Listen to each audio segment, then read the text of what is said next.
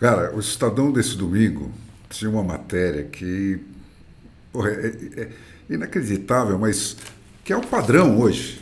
Eu vejo isso toda hora nas televisões e tenho essa mesma sensação. Estou falando dessa daqui, ó. Ditaduras usam voto como fachada para cimentar poder e controle social. Aí, o pretexto era Venezuela, é claro, mas eles citavam como padrão desse tipo de comportamento, né, o Afeganistão, Camarões, Egito, Nicarágua e Síria. E aí, pô, já me bateu de cara nisso aí, né? Quem dessa lista ainda não está incorporado já está formalmente convidado para fazer parte daqueles BRICS que, por inspiração do Lula, deixaram de ser uma entidade econômica e passou a ser uma ferramenta de luta geopolítica das ditaduras de todas as cores contra as democracias ocidentais, né? Aí a matéria vai seguindo e diz assim, né, citando professores e tal, né? É uma condição necessária, mas não suficiente a eleição, né? Caso o voto, por exemplo, não ocorra em situação de imprensa livre ou sem espaço para a oposição se manifestar. A principal questão em uma democracia é ter a oposição em igualdade de condição para concorrer com o governo. Em regimes autoritários, como na Venezuela, a imprensa é controlada e a oposição não tem espaço para se manifestar. O controle sobre as instituições, como a Suprema Corte e o Congresso, também dificultam um processo justo.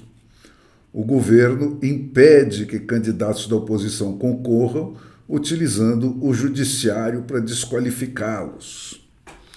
Cara, sobre controle de imprensa, nem precisa falar, né? Aqui já estamos num outro estágio, né? É a imprensa que está tentando controlar o povo.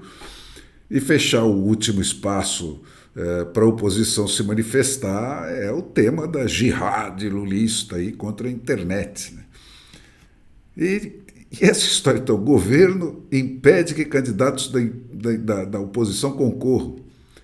Cara, por enquanto nós já temos o Bolsonaro e o Ronaldo Caiado inelegíveis, né? E o resto ainda é peixe pequeno, né? Mas é claro que não vai parar por aí. Aí segue a matéria, né? O resultado dessas manobras, desses esforços, é previsível, mas a fraude é um dos últimos recursos. O uso de ferramentas estatais para alavancar campanhas, a pressão sobre funcionários públicos, a censura das redes sociais e o controle das Forças Armadas são atos primários, né? Quer dizer, o resultado é previsível, mas a fraude é o último recurso. Por isso é para isso que é cada vez mais intocável a urna com poderes sobrenaturais do Beato Barroso, né? E o resto, cara, órgãos de governo intervindo em eleições e tal. Quem não se lembra do TSE na eleição passada e o Alexandre de Moraes, né? Putz, até bloqueio de propaganda do Bolsonaro aconteceu. Aí vem mais além lá na última coluna da matéria, né? Na semana após a proclamação da vitória do Maduro na Venezuela, o regime chavista prendeu mais de 2.400 pessoas que foram às ruas protestar contra o resultado. 3 meses antes das eleições, 2 dos assessores próximos da Maria Corina foram presos. Meu, o Lula prendeu 243 no dia 8, 1.152 no dia 9 de janeiro e mais 35 nos dias subsequentes, né? Aí dá um total de 1.430, né? E depois passou mais 2 anos prendendo e arrebentando Deus e todo mundo aí. Quem se manifestou a favor da oposição correu esse risco ou pagou o mico, né? E até o momento, nem os mais inocentes entre os inocentes, né, nem os mendigos, nem os retardados mentais, né, foi inocentado.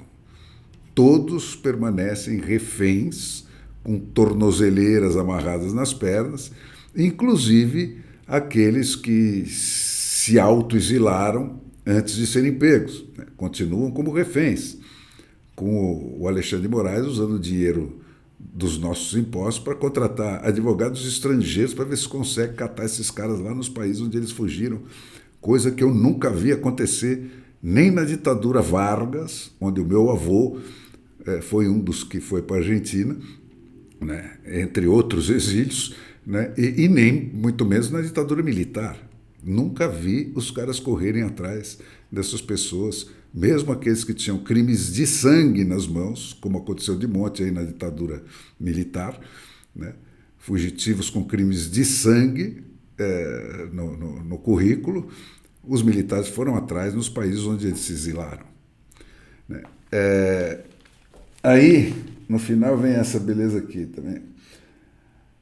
Ao aceitar disputa, um regime ditatorial toma conhecimento de quem se assume publicamente como oposição, e qualquer pretexto é usado de maneira mais sutil ou não para aplicar punições aos dissidentes em época de eleição. O governo monitora e documenta os eleitores que participam de comícios de candidatos opositores ou que expressam críticas nas redes sociais. E essas informações são usadas para aplicar punições posteriores.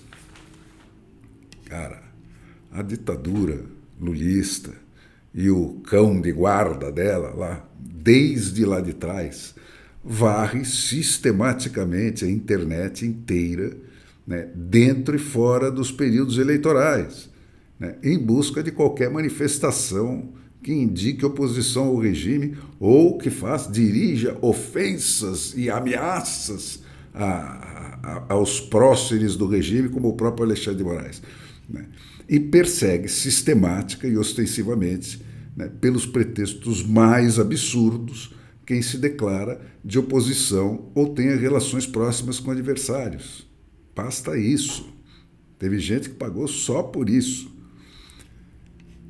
Cara, e o Estadão, né, tá tão completamente abduzido que ele consegue escrever uma página inteira como essa sem mencionar uma única vez as palavras Brasil, Lula, Alexandre de Moraes, STF, TSE, nem uma vez. Será que é sério isso? Será que eles foram obrigados? Será que o Estadão tentou ser irônico? Será que ele está com medo? Ou ele acredita que não é disso mesmo que ele estava falando nessa matéria? Não era do próprio Brasil, nem do Alexandre de Moraes, nem do Lula. O que você acha?